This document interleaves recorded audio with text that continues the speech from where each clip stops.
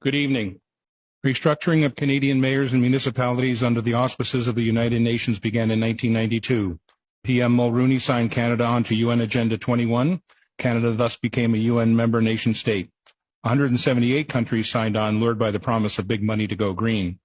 By 2000, countries, including Canada, were being governed by directions of the UN, G7, G20, World Economic Forum, and World Health Organization, to name some. Every organization named is a foreign-based NGO, non-governmental organization, and every member of all these organizations is unelected. Parliamentary procedures for law changes weren't followed. In 1994, a municipal primer was issued to all local towns outlining how they were to restructure their governments. Though the municipal primer was a non-binding agreement, all towns adopted it. Our public officials, the mayor and councillors of that day, were partnered with a private corporation, the Corporation of the Town of Aurora, who appointed a chief administrative officer who helped implement the global agenda instead of a local one. The International Council on Local and Environmental Issues, ICLEI, became the main source of consultation to push and fund the global agenda. We remind you that the World Economic Forum and the United Nations signed a strategic partnership framework in 2019 to jointly accelerate the implementation of the 2030 Agenda for Sustainable Development. This is the same World Economic Forum whose chairman, Klaus Schwab, famously declared, "You will own nothing and be happy." This is the same Klaus Schwab who, referring to Canadian Prime Minister Justin Trudeau, boasted, "We have penetrated more than half of his cabinet." We would ask Mayor Maracas and the councillors, why should the citizens of Aurora bow down to the intrusive dictates of an unelected foreign entity? The fact is we should not, and we will not.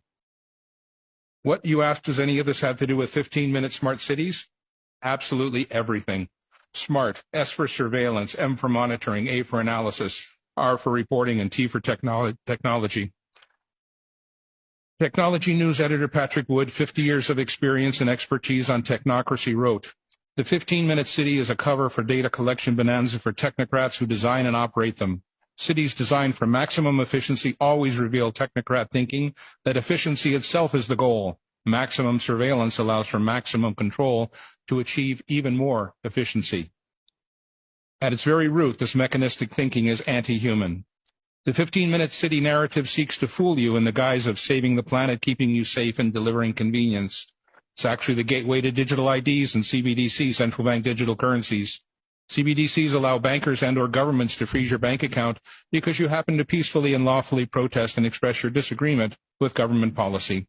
Anyone remember the truckers' convoy in Ottawa, February 22, when the Government of Canada invoked the Emergencies Act and froze the private bank accounts of law-abiding citizens?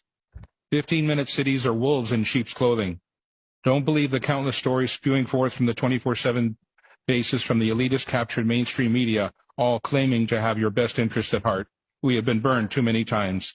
In reality, 24/7 surveillance through the Internet of Things inside your home, 5G and LED streetlights outside, monitoring and tracking and recording everything. Implementation of exclusion zones and geofencing to restrict movement and travel. Ability to control behaviors through military-directed energy technologies. Property and car ownership to be outlawed. Evictions from farms and rural areas to gather people into cities.